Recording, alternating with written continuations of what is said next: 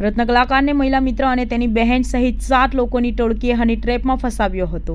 ફેસબુકમાં મિત્રતા કરીને સમગ્ર કિસ્સો રચવામાં આવ્યો હતો। શરૂઆતમાં મેડિકલ ઇમરજન્સીના નામે આર્થિક લાભ મેળવ્યા બાદ મળવાને બહાને જહાંગીરપુરા વિસ્તારમાં બોલાવી પતિ તથા બેન બનેવીની મદદથી દુષ્કર્મ કેસમાં ફસાવાની ધાક ધમકી આપી 5,000 પડાવી લીધા હતા। ત્યારબાદ 75,000 રૂપિયાની માંગણી કરવામાં આવી હતી। 2 દિવસ અગાઉ રત્ન કલાકારને ઇસ્કોન બોલાવ્યો હતો। બાદમાં રોઝ ગાર્ડન ગયા હતા અને ત્યાં અન્ય 2 પુરુષો આવી ગયા હતા।